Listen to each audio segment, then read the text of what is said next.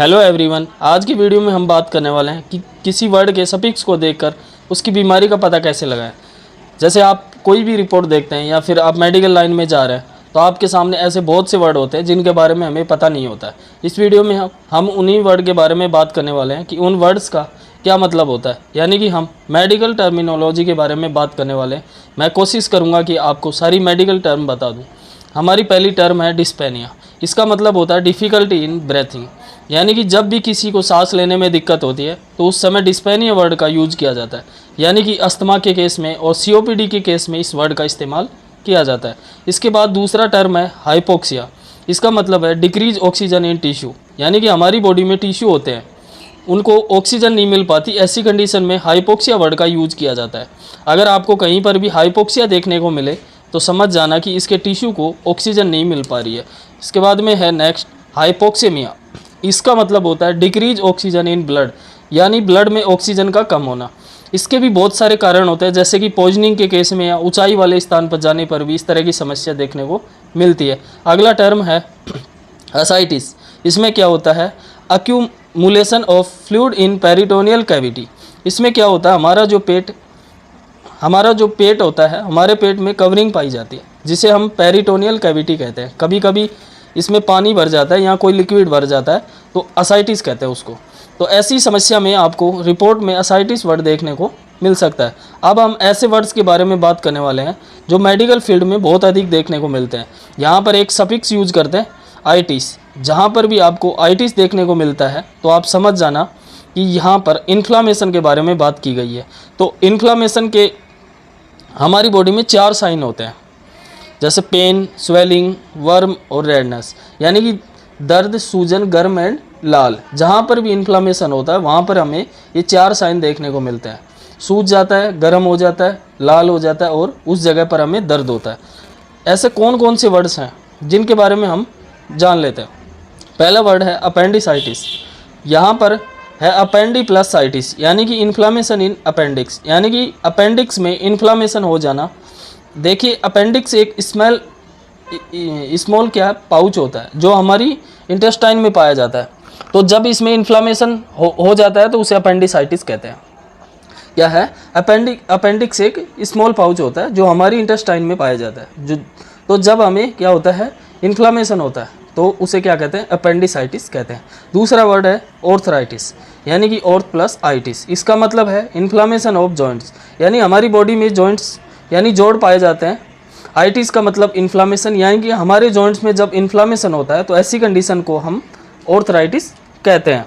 अगला वर्ड है ब्रोंचाइटिस। देखिए ब्रोंकस का मतलब होता है हमारी जो सांस की नली होती है या सांस की जो ट्यूब होती है उसे हम ब्रोंकस कहते हैं। तो जब भी इसमें इन्फ्लामेशन हो जाता है तो उसे हम ब्रोंचाइटिस कहते हैं। अगला वर्ड है कोलाइटिस। इसका मतलब होता है इन्फ्लामेशन ऑफ कोलोन, यानी कोलोन में इन्फ्लामेशन हो जाता है। कोलोन हमारी बड़ी आंत का एक पार्ट होता है, जब भी इसमें इन्फ्लामेशन होता है तो उसे हम कोलाइटिस कहते हैं। इसके बाद है पैनक्रियाटाइटिस। इसका मतलब होता है इन्फ्लामेशन ऑफ पैनक्रियाज।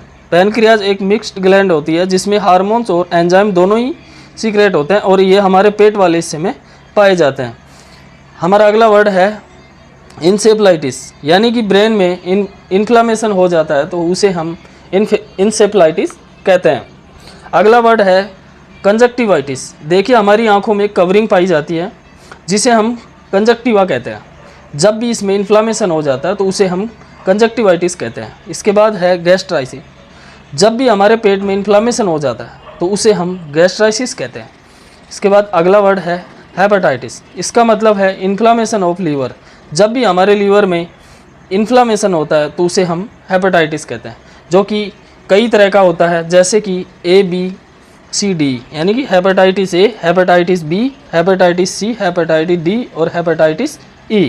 इसके बाद में नेक्स्ट है कोलेसाइटिस, यानी कि इन्फ्लामेशन ऑफ गोल ब्लैडर। देखिए हमारी बॉडी में एक गोल ब्लैडर पाया जाता है जिसे हम पित्त की थैली कहते हैं। तो अगर इसमें इन्फ्लामेशन हो जाता है तो इसे हम कोलेसाइटिस कहते हैं।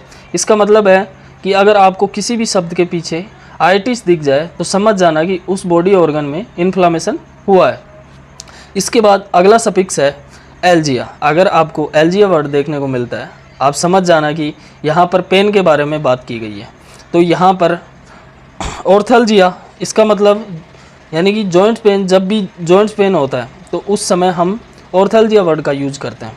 उसके बाद में नेक्स्ट है सिपाल्जिया, जब भी हमें हेडेक होता है तो उस समय हम सिपाल्जिया वर्ड का यूज करते हैं। इसके बाद नेक्स्ट है माइल्जिया, इसका मतलब है मसल्स पेन, जब भी हमें मसल्स पेन होता है तो हम माइल्जिया वर्ड का यूज करते हैं। इसके बाद है नेक्स्ट न्यूराल्जिया, इसका मतलब नर्व पेन, यानी कि अगर नसों में दर्द होता है तो उस समय हम न्यूराल्जिया वर्ड का यूज करते हैं। इसके बाद में हमारा अगला सफिक्स है मिगेली, इसका मतलब साइज बढ़ जाना, जब भी हम रिपोर्ट कराते हैं तो आपको रिपोर्ट में कई बार मिगेली वर्ड देखने को मिलता है, जैसे कि स्प्लिनोमेगेली, इसका मतलब है कि स्प्लीन का साइज़ बढ़ जाना। जैसे नेफ्रोमेगेली यानी कि किडनी का साइज़ बढ़ जाना। जैसे हेपाटोमेगेली यानी कि लीवर का साइज़ बढ़ जाना। तो जब भी आपको मिगेली शब्द यानी वर्ड देखने को मिल जाए तो आप समझ जाना कि इस ऑर्गन का साइज़ बढ़ चुका है। और इसी के साथ में हाइपो एंड हाइपर वर्ड का यूज भी हम करते हैं मेडिकल लाइन में। जो हाइपो का मतलब तो होता है जब भी किसी चीज़ की वैल्यू कम हो जाती है तो एस हाइपो वर्ड का यूज किया जाता है, और अगर किसी चीज़ की वैल्यू बढ़ जाती है तो हाइपर वर्ड का यूज करते हैं। जैसे हाइपोटेंशन, हाइपरटेंशन, हाइपोग्लाइसेमिया, हाइपरग्लाइसेमिया, तो हम इसी प्रकार से काफ़ी शब्दों का यूज़ करते हैं। जैसे अगर कैल्शियम बढ़ जाए तो हाइपरकैलेमिया, और अगर कैल्शियम कम हो जाए तो हाइपोकैलेमिया। तो इसी प्रकार से हम इन शब्दों को देख के और उस बीमारी का पता लगा सकते हैं।